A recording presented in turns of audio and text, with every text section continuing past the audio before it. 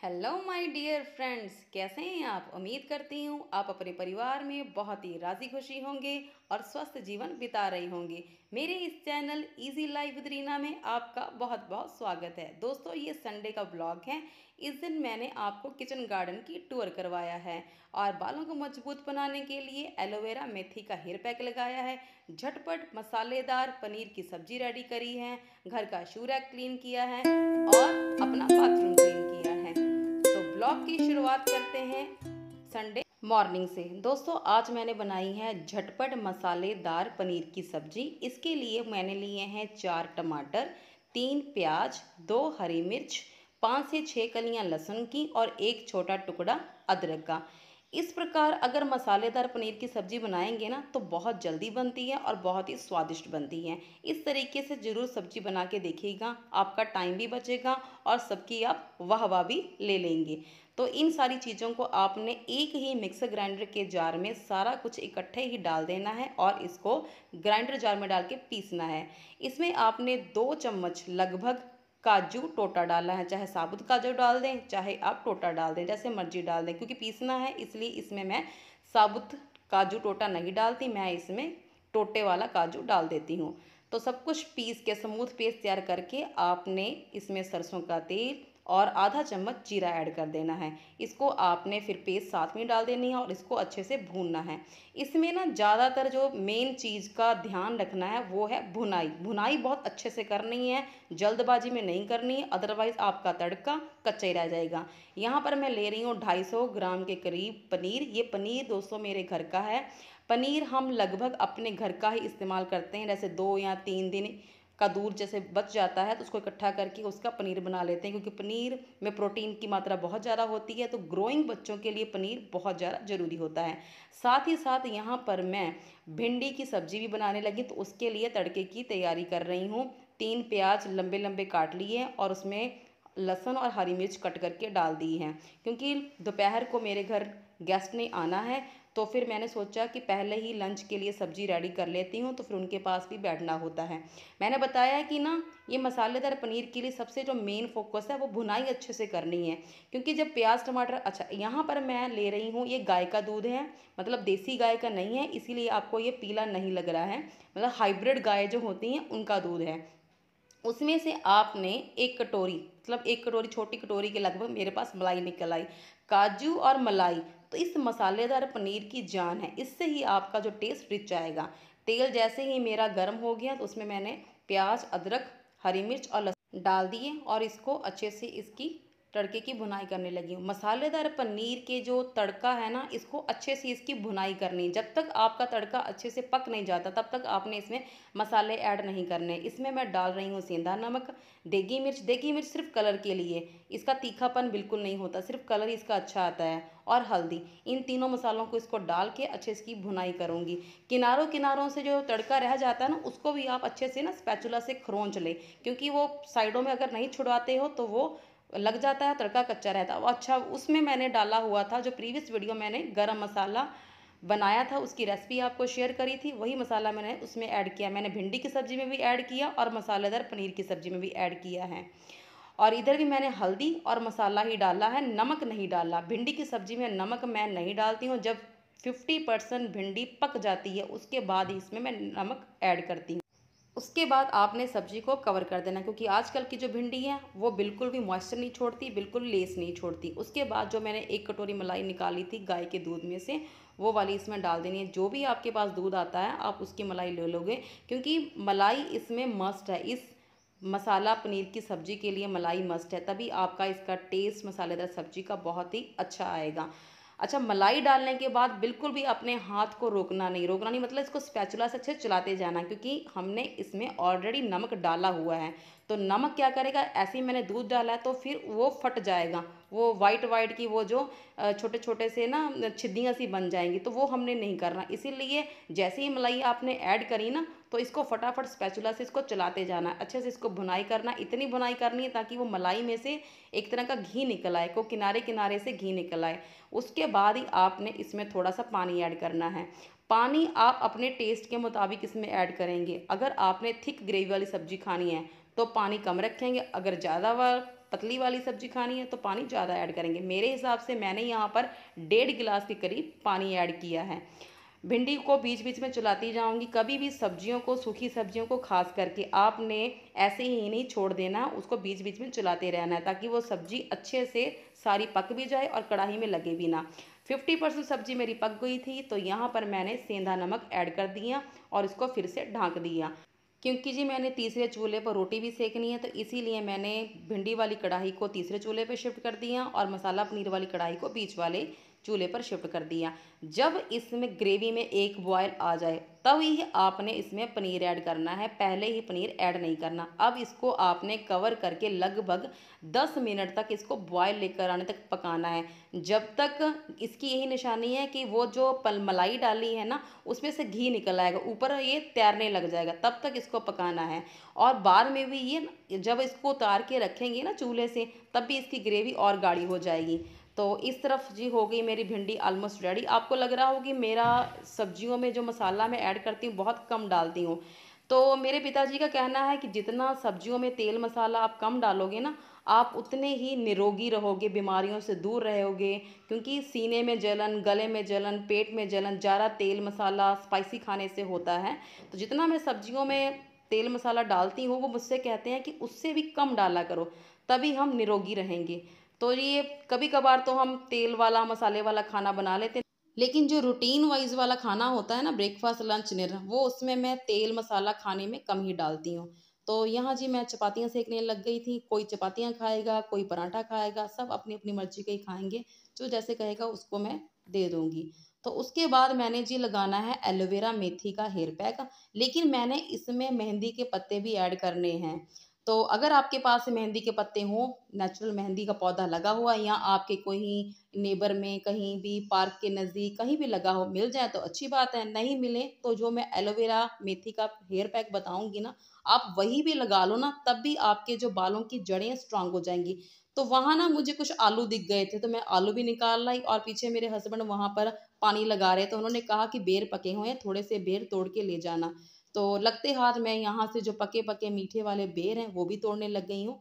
एक एक दो दो बच्चे खाते रहते हैं तो इसी से उनकी हैबिट भी डेवलप रहती है फ्रूट्स खाने की, अदरवाइज वो खाते नहीं। हमारे तो वैसे ही भी जो किचन गार्डन है ना ये पूरा ऑर्गेनिक चीज़ें हैं, इसमें हम किसी तरह की कोई भी केमिकल यूरिया का प्रयोग नहीं करते हैं। जो मैन्योर होती है, गोबर खाद है या यूनिवर्सिटी से खाद है, उसी का ही उपयोग करते हैं। तो मेहंदी के पत्ते तोड़ लाई। ये मैंने रात को 2 चम्मच मेथी, 4 से 5 दाने काली मिर्च के और 3 से 4 लौंग और छोटू सा टुकड़ा दालचीनी का डाला था। इसको मैंने पानी में भिगो के रख दिया, ये फूल गया। पानी समेत ही आपने इसको मिक्सर ग्राइंडर में डालना है और छोटा सा लेना है प्याज, रेड वाला प्याज लेना है। उसके बाद लेना है प्लांट वाला एलोवेरा। प्लांट वाला जो एलोवेरा है प्योर होता है, नेचुरल होता है, ये ज़्यादा बेनिफिशियल होता है। मिल गया तो बहुत अच्छी बात है, नहीं मिला तो कोई बात नहीं, आप इसमें एलोवेरा जेल भी डाल सकते हैं। लेकिन एलोवेरा इस हेयर पैक में मस्ट है, इसके बिना आपको अच्छे बेनिफिट नहीं मिलेंगे। तो अगर एलोवेरा प्लांट वाला मिल गया तो अच्छी बात, निकाल के सारी जेल उसमें डाल देनी। उसके बाद इसमें मेहंदी के पत्ते ऐड कर रही हूँ। मेहंदी सिर्फ आपके बालों को कलर नहीं करती बल्कि आपके स्कैल्प को नरिश करती है, आपकी हेयर ग्रोथ को भी प्रमोट करती है।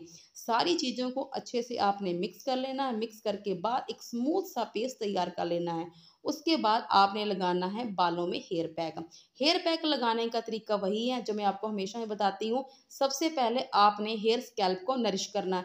यहाँ मैं दिखा रही हूँ ये ग्लव्स है ना, ग्लव्स क्यों पहन रही हूँ, क्योंकि मैंने मेहंदी उस पैक में डाली हुई है तो हाथों पे स्ट्रेन लग जाएगा। तो जैसे ही मैं ना ग्लव्स डाल रही थी अपने हाथों पर तो फट गए, वही दिखा रही थी कि ये फट गए हैं, क्योंकि मैंने 2-3 बार पहले भी यूज़ कर लिए हैं ना। क्योंकि एक बार यूज़ करने के बाद ये जब गीले हो जाते हैं ना तो इनकी लाइफ रहती नहीं है, फट से ही जाते हैं। तो चलिए जी, हेयर पैक लगाने का तरीका बस वही है, पार्टीशन करते हुए लगाना है। जो मेथी मैंने डाली है, मेथी आपके बालों को जो झड़ने की समस्या है उसको रोकती है, नई हेयर ग्रोथ को प्रमोट करती है, बालों को स्ट्रेट भी करती है और स्मूथ भी बनाती हैं। और इसमें मैंने डाला हुआ है जी एलोवेरा। एलोवेरा बालों में शाइन लेके आता है, सिल्की स्मूथ बनाता है। प्याज में पोटाशियम बहुत ज़्यादा मात्रा में होता है, तो कहते हैं कि जो प्याज है ना नए बेबी हेयर ग्रोथ करने में हेल्प करता है। तो ये सारी चीज़ें मिक्स करके मैंने डाली हैं। अच्छा, इसमें मैंने दही नहीं ऐड किया, दही मैं किसी और पैक में ऐड कर लेती हूँ। मैं काफ़ी चीज़ें ना ऐसे ही मिक्स करके लगाती रहती हूँ, कभी कुछ मतलब सारी चीज़ों को अपने स्कैल्प पे लगाती हूँ ताकि मेरा जो स्कैल्प है नरिश्ड रहे। और इस पैक में मैं कोई भी ऑयल नहीं डालती हूँ। ऑयल इसमें ना डालने का कारण यही है कि क्योंकि मैं हेयर ऑयल लगा के ही अपने सिर पर पैक लगाती हूँ। तो आप अगर हेयर ऑयलिंग करके पैक लगाओ तो ज़्यादा बेनिफिशियल है। दूसरी बात, आपके जो पैक है ना सिर से बिल्कुल ही अच्छे, जब हेयर वॉश करोगे तो निकल भी जाएगा, चिपकता नहीं है बिल्कुल भी आपके हेयर स्कैल्प में। तो अगर आपने हेयर ऑयल करके नहीं पैक को लगाना है तो इसमें आप अपनी पसंद का हेयर ऑयल, कोई भी coconut oil, mustard oil, olive oil, जो भी आपको सूट करता है अपने बालों की हेयर थिकनेस के मुताबिक लगा लें। अगर बहुत ज़्यादा बाल हेयर थिक हैं और बहुत ज़्यादा लेंथी हैं तो उसी मुताबिक अपने हेयर ऑयल और अपने पैक की क्वांटिटी भी रखें। तो इस पैक को लगाकर आपने 2 घंटे के लिए छोड़ना है। अगर टाइम बहुत थोड़ा है तब भी आपने कम से कम 45 मिनट से लेकर 1 घंटे तक पैक को लगाना ही लगाना है। और हमेशा ही पैक लगाने को बाद, ये देखिए मेरे हाथों पे स्ट्रेन लग गया ना जहाँ जहाँ फटा हुआ था। चलो वो और काम करने हैं, मैंने बाथरूम धोना है, शू रैक क्लीन करना है तो निकल जाएगा, इतना स्ट्रेन तो चलता ही है। नेल्स पर अगर मेहंदी कलर चढ़ जाए तब नहीं छूटता। कवर जरूर करना है, कोई भी हेयर पैक लगाना है तभी वो स्कैल्प में आपके अच्छे से पेनिट्रेट होगा पैक। पैक लगाने के बाद जी अभी मैं नहाऊंगी नहीं, अभी मैंने करना है shoe rack clean. Shoe rack हम मंथ में एक बार करते हैं क्योंकि हमारे घर के बाहर बना हुआ, घर के बाहर नहीं मीन्स पोर्च में बना हुआ है। जो बाहर आने जाने वाले जैसे मेरे हस्बैंड के, देवर के, बच्चों के स्कूल शूज़ हो गए, मेरी बैली सैंडल चप्पल्स हो गई या बाथ चप्पल हो गया, सब कुछ इसी में रहता है। हम घर अंदर आते हैं, अपनी फुटवियर उतार के यहाँ से बाथ चप्पल पहन लेते हैं, फिर ही घर के अंदर आते हैं। जो पार्टी वियर चप्पलें, जूते, सैंडल्स वगैरह होती हैं वो तो जो अलमीरा के नीचे जो शू रैक बने हुए हैं या बॉक्सेस में ना हम उसमें रखते हैं। जो रूटीन वाइज वाली चीज़ें हैं वही इसमें रहती हैं। कुछ यहाँ पर किचन गार्डन का सामान जैसे खुरपी हो गई, चाकू हो गया, कुछ खादें होंगी, वो भी किनारे वाले में रहते ही हैं। तो आगे वाले पोर्शन में तो हमेशा जूते चप्पलें ही रहते हैं। तो चप्पल जूते तो सब कुछ हमने पैरों में पहनने हैं तो उसमें तो मिट्टी लगी होनी है। तो जैसे उठाकर हम इसको शेल्फ पे रखते हैं ना तो सारी शेल्फ के जो कवर बिछाए हैं वो भी गंदे हो जाते हैं और एक दूसरे से लगने के कारण उनपे मिट्टी लग जाती है। तो इसको हम महीने में एक बार साफ़ करते ही करते हैं। और अब गर्मियाँ आ गई हैं ना तो इसको हम थोड़ा सा खोल के भी रखते हैं क्योंकि पसीना के आने के कारण ना तो शूज़ में बहुत ज़्यादा स्मेल आने लग जाती है। तो इसको अगर कवर करके रखते हैं ना तो और ज़्यादा स्मेल आती है, अगले दिन जब पहनते हैं तो जूते चप्पल पहने नहीं जाते हैं। तो इसको हम थोड़ा सा खुला भी रखते हैं ताकि इसमें से हवा क्रॉसिंग होती रहे। तो यहाँ पर मैं जो शेल्फ़ है उसी को अच्छे से क्लीन कर रही हूँ, जो कवर बिछाए हुए हैं उनको भी रख रही हूँ, ऐसे ही धुलूँगी नहीं हूँ, ऐसे ही बिछा रही, क्योंकि अगर मिट्टी ही उनकी अच्छे से साफ़ कर दूँगी ना तब भी वो अच्छे से साफ़ हो जाएँगी। तो मेन बात तो है जूते चप्पलों में, उनमें से अच्छे से मिट्टी साफ़ करने वाली है। अगर उनसे मिट्टी निकल गई तो ये अच्छे से अलमीरा साफ़ हो जाएगी। अच्छा, मैंने सुना है ना कई लोग अपने घर का बाथरूम क्लीन करना, कपड़े धुलना, झाड़ू पोछा लगाना, शू रैक क्लीन करना, इन चीज़ों को करने में शर्म महसूस करते हैं। पर मुझे इन कामों में बिल्कुल भी शर्म नहीं होती क्योंकि ये मेरे घर के काम है, मेरे परिवार के मेंबर्स के काम है, फैमिली का काम है ये। तो क्यों मैं इन लोगों के लिए काम करने में शर्म करूँ? तो ऐसा नहीं करना चाहिए क्योंकि जो फॉरेन कंट्रीज़ हैं, मैंने आपको पहले भी बताया है कि वो इसीलिए डेवलप है ना, वो छोटे से छोटा काम भी ना वो खुद करते हैं। उनके घर के बच्चे हों, घर का कोई मेंबर हो, यहाँ कोई भी जेंडर डिस्क्रिमिनेशन नहीं है। ये नहीं है कि आदमी ने ये काम करने हैं, औरत ने ये काम करने हैं। तो वो लोग काम करते हैं, वर्क कल्चर डेवलप है, इसीलिए वो कंट्रीज़ भी डेवलप हैं। तो अपने घर के काम करने में कभी भी कोई शर्म महसूस नहीं करनी चाहिए। तो शू रैक के जो ऊपर का हिस्सा है जी, वो भी गंदा हो जाता है क्योंकि मेरा गेट भी ओपन वाला है, वैसे भी ये पोर्शन यहाँ पर कुछ ना कुछ कोई रख देता है तो ये भी गंदा हो जाता है। तो इसी को भी मैं क्लीन कर रही हूँ। तो कभी भी कोई ऐसा काम छोटा-बड़ा नहीं होता है, सारे काम ही बराबर होते हैं। तो उसके बाद जो जूते चप्पलें जो रह गई जैसे कि बच्चों की ये वूलन वाली चप्पलें थी, वो इसको मैंने रखना है, अब वो पहनते नहीं हैं। कुछ चप्पलें खराब हो गई थी, तो इन चप्पलों को भी मैं ऊपर स्टोर में रख दूँगी, तो उसके बाद अगर किसी को चाहिए होगी तो दे दूँगी, कोई देने वाला, लेने वाला आएगा, तो उसके बाद जी मैं आ गई अपना बाथरूम क्लीन करने। तो सैटरडे को तो मैंने अपने डैडी जी का बाथरूम क्लीन किया था, आज मैं अपना बाथरूम क्लीन कर रही हूँ। तो बाथरूम क्लीन करने का तरीका वही वाला है जी, कि सबसे पहले जो टैप्स होती हैं उनको क्लीन करने के लिए टूथब्रश पर थोड़ा सा हार्पिक ऐड करती हूँ, उसी के बाद फटाफट ब्रश से इसको क्लीनिंग कर देती हूँ। अच्छा, कभी भी हार्पिक लगा के आपने छोड़ना नहीं होता है, क्योंकि हार्पिक में बहुत ज़्यादा हार्श व केमिकल वाला एसिड डाला होता है। तो ये क्या करता है, जो भी जहाँ भी आप लगाते हो ना इस हार्पिक को, तो वहाँ की जो सरफेस है उसको ये नुकसान पहुँचाता है। तो फटाफट हार्पिक लगाने के बाद आपने फटाफट ही पानी डाल के इसको क्लीन कर देना होता है। और जो बाकी चीज़ें होती हैं तो उसको मैं जो नॉर्मली कपड़े धोने वाला डिटर्जेंट सोप होता है ना, उसी से ही सारी चीज़ों को क्लीन कर देती हूँ। उससे भी चीज़ें आपकी बहुत अच्छे से क्लीन हो जाती हैं, बशर्ते कि आपकी जो चीज़ें ज़्यादा गंदी नहीं होनी चाहिए, तो बहुत अच्छे से क्लीन हो जाती हैं। बहुत ज़्यादा गंदा बाथरूम हो जाएगा, ऐसी गंदगी जम जाएगी, तब आपको ज़्यादा फिर हार्पिक की ज़रूरत पड़ती है या फिर किसी हार्ड केमिकल वाले एसिड की। अदरवाइज तो आप जो कपड़े धोने वाला जो सोप होता है ना, डिटर्जेंट टिक्की होती हैं, उसी को ही ब्रश पे थोड़ा सा लगाएं और इसको टाइल्स क्लीन कर ले, चाहे चाहे और अपना कहते फ्लोर क्लीन कर लें, या फिर जितने भी आपके वॉश बेसिन हैं वो सारे क्लीन कर सकते हैं, इजीली क्लीन हो जाएंगे। तो मैं यहाँ पर इसी का यूज़ कर रही हूँ। जो सर्फेस मुझे लगती है बड़ी सॉफ्ट है, स्मूथ है, वहाँ तो मैं कपड़े धोने वाला ब्रश ही इस्तेमाल कर लेती हूँ, क्योंकि कपड़े धोने ब्रश की जो ब्रिसल्स होते हैं ना, बड़े सॉफ्ट होते हैं, तो उससे क्लीनिंग हो जाती है। जो चीज़ें हार्श होती हैं, हार्ड सरफेस वाली चीज़ें होती हैं, फिर वहाँ पर मैं हार्ड ब्रिसल वाला ही ब्रश का इस्तेमाल करती हूँ। जैसे टाइल्स हो गई, ये थोड़ी हार्ड होती हैं, तो यहाँ पर हार्ड ब्रिसल वाला ब्रश का ही इस्तेमाल करती हूँ। पहले थोड़ा सा पानी डाल देती हूँ, उसके बाद फिर ब्रश पर थोड़ा सा सोप लगाकर उससे ही फटाफट क्लीनिंग कर देती हूँ, क्योंकि ज़्यादा ये मेरी बाथरूम गंदे होते ही नहीं है। हफ्ते 10 दिन के बाद मैं बाथरूम को क्लीन करती ही रहती हूँ।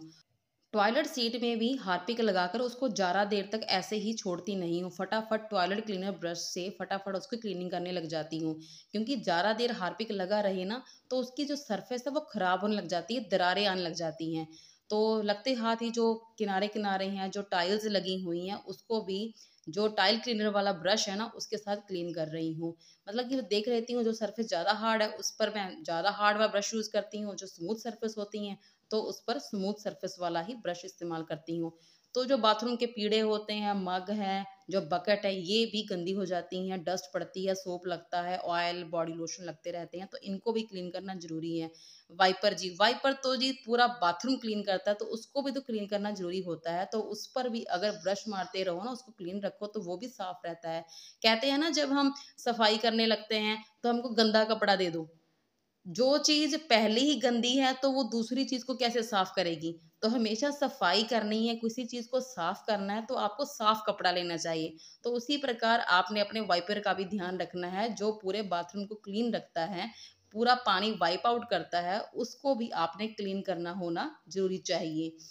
अच्छा दोस्तों, ये जो ब्लॉग है ना, ये संडे का है, तो आप लोग कहोगे कि आज इसको क्यों पोस्ट कर रहे हो? क्योंकि कल मैं ना जो वीडियो मैंने सारी अपने वीडियो एडिटर ऐप में पूरी अच्छे से एडिट कर ली थी, बस जब अपलोड करने लगी ना तभी उसमें कोई टेक्निकल एरर आ गई थी। तो उसी कारण मुझे वो वाला वीडियो एडिटर ऐप को मुझे डिलीट करना पड़ा, फिर दोबारा मुझे ऐप को डाउनलोड करना पड़ा, उसके बाद फिर वीडियो एडिट करी, उसके बाद ही आज इसको मैं अपलोड कर पा रही हूँ। तो इसकी वजह से ये मेरा जो संडे का व्लॉग है ये लेट हो गया था। तो यहाँ पर मैं हार्ड ब्रिस्टल वाले ब्रश से पूरा फ्लोर क्लीन कर रही हूँ, क्योंकि जो फ्लोर की जो टाइल्स होती हैं ना वो बहुत ज़्यादा हार्ड होती हैं, जो वॉल टाइल्स हैं वो इससे थोड़ी सी सरफेस नरम होती हैं। तो इसके साथ इसको अच्छे से क्लीन करने के बाद जो लास्ट काम होता है, वाइपर से पूरे अच्छे से गंदगी को और पानी को वाइप आउट करने का, बस वही रह गया है। इसको मैं वाइप आउट कर दूंगी, उसके बाद मैं नहाऊंगी, नहाने के बाद शाम को अपने किचन गार्डन में आपको ज़रूर लेके जाऊंगी। तो वीडियो के एंड तक ज़रूर बने रहें, मैं आपको अपने किचन गार्डन का ज़रूर ही टूर करवाऊंगी। बाथरूम जी मेरा हो गया पूरा क्लीन, अब इसके बाद मैं नहाने जा रही हूँ। तो ये देखिए जी, मेरा है किचन गार्डन, मेरे घर के सामने ये लगभग 400 गज का ये प्लॉट है। ये हमारे फैमिली फ्रेंड का ये प्लॉट है, उन्होंने इसमें इन्वेस्टमेंट कर रखी है, लेकिन अभी उन्होंने कुछ इसमें कोई कंस्ट्रक्शन नहीं करनी है, तो वो कह रहे हैं इसको आप यूटिलाइज कर लो। तो हमारे डैडी जी बहुत अच्छी खेती बाड़ी जानते हैं, हमारे गांव में खेती बाड़ी भी हैं, वही यहाँ पर सारा कुछ करते हैं, हम लोग तो उनके साथ धीरे धीरे सीख रहे हैं। ये जो पेड़ था पहले आंवले का लगा हुआ है, यहाँ पर ये वाइट वाला बैंगन है, ये लगे हुए हैं। इनकी ग्रोथ अभी कम लग रही है, लेकिन सर्दियों में ये मोटे मोटे बहुत ज़्यादा वाइट बैंगन थे। सब्जी बहुत ज़्यादा सॉफ्ट बन और जल्दी बनती हैं। तो उसके बाद जी आगे हैं ये बंद गोभी के पौधे। बंद गोभी हम लोग इसको बंद गोभी कहते हैं। ये है कैबेज। अभी इसमें बंधवा सा फूल नहीं बना है। तो पहले 1-2 बार ही इसका बंधवा सा फूल बना था, तब मैंने सब्जी बनाई थी और सैलड यूज़ करा था। वो पपीते का पेड़ था, बल्कि पौधा ही है अभी तो। ये बोगनवेलिया है। पुराने घर में हमारे ये गमले में था, तो इतना ये फला-फूला नहीं था, तो अब ये पूरा पेड़ बन गया है। ये यहाँ पर सारे एलोवेरा के प्लांट्स हैं। पूरी क्यारी एलोवेरा की रेडी हो गई है। पुराने घर में मेरे 2-4 ही एलोवेरा के प्लांट थे। यहाँ पर मैंने लगाई तो इनकी ग्रोथ बहुत ज़्यादा होगी। शायद ज़मीन में ग्रोथ बहुत ज़्यादा होती है, तो यहाँ पर बहुत अच्छे से ये ग्रो कर गई हैं। ये है लहसुन। लहसुन के पौधे हैं। लहसुन के पौधे यहाँ पर 2 क्यारियाँ लगाई हुई हैं। जैसे कि मैंने आपको बताया, ये सारी सब्जियों में ऑर्गेनिक खादें यूनिवर्सिटी से खादें लाकर डाली जाती हैं, या फिर गोबर खाद, या फिर कोई भी मैन्योर, या जो केचुए से बनती हैं ना, वो वाली खाद डाली जाती है। किसी तरह की कोई केमिकल का, यूरिया का इस्तेमाल नहीं किया जाता। तभी इनकी जो कल्टीवेशन है ना, बहुत ही कम होती है, लेकिन हमारे घर के लिए पूरी पर्याप्त है। उसके बाद ये लगी हुई हैं जी बीटरूट, चुकंदर। चुकंदर के भी काफ़ी सारे पौधे हैं। हम लोग रोज़ ही लगभग 1 चुकंदर तो तोड़ ही लेते हैं। तोड़ के कट कर लेते हैं और सारा परिवार खा ही लेता है। हम बड़े लोग, मैं और मेरे हस्बैंड तो ज़्यादा लाइक करते हैं। हम लोग अपने-अपने ऑफ़िस भी लेके जाते हैं इसको। तो मैं ये चुकंदर दिखा रही हूँ, चुकंदर बहुत बड़े-बड़े निकले हुए हैं। तो सिस्टर वहाँ से बोल रही है कि ये मत तोड़ो, वहाँ पर एक और बड़ा लगा हुआ है, ये बड़ा-बड़ा चुकंदर लगा हुआ, इसी को आप तोड़ लो। तो शाम को खाने में कट कर लेंगे। ये है चुकंदर जी। और उसके बाद यो पीछे आपको प्याज की क्यारियाँ दिख रही होंगी, ये प्याज लगा हुआ है। और यहाँ पर ना ये प्याज का जो पौधे थे पक गए हैं, उनके फूल रेडी हो गए हैं। तो इसमें कलौंजी कलौंजी ही बनेगी, इसके बीज निकलेंगे। तो इसको बाद में हम सुखा लेंगे, तो इसका इस्तेमाल अचार बनाने में, या फिर मैं किसी न किसी हेयर पैक लगाने में यूज़ कर लूँगी। घर की ये कलौंजी रेडी हो जाएगी। और ये है जी मूंगरे। मूलियाँ पक गई हैं, उसके बाद फूल आ गए, बन गई मूंगरे। बहुत ज़्यादा खाए भी, लोगों को, नेबर्स, फ्रेंड्स को दिए भी, लेकिन तब भी बहुत ज़्यादा हैं। ये है हरी मिर्च के पौधे। हरी मिर्च के पौधे 2 क्यारियाँ तैयार करेंगी, क्योंकि हरी मिर्च के पौधे ना बहुत जल्दी खराब हो जाते हैं। तो पिछली बार खराब हो गए, इसी बार हमने ज़्यादा पौधे लगा लिए हैं। ये है गंड गोभी। और जितने भी यहाँ हमने बीज लगाए हैं ना, डैडी जी गाँव जाने से पहले गर्मियों की सब्जियाँ बीज कर गए हैं। ये पुदीने की क्यारी हैं। जितने भी बीज हमने लगाए हैं, ये सारे ना एग्रीकल्चर यूनिवर्सिटी है लुधियाना में, वहीं से सारे ही अच्छे वाले बीज लेकर आते हैं। एक सीज़न हमने लोकल शॉप से ना बीज लगा दिए थे, तो अच्छी सब्जियों की पैदावार हुई नहीं थी, तो अब वहीं से लेकर आते हैं। ये है जी कड़ी पत्ते के पौधे। यहाँ मेरे पौधे 2 लगे हुए हैं, बहुत काफ़ी ग्रोथ हो गई है। ये है जी सहजन, पंजाबी च कहते ने सुहांजना, मोरिंगा ट्री। तो अभी इसने कोई भी फूल नहीं दिया है। जब तक फूल नहीं आएगा तो फल भी नहीं होगा। तो काफ़ी इसकी हाइट भी निकल आई है। अभी इसके वेट कर रहे हैं कि इस पौधे का फल कैसा होगा। ये शुगर पेशेंट वालों के लिए ये पौधा है। मैं इसका नाम स्किप कर गई हूँ, मुझे याद नहीं है।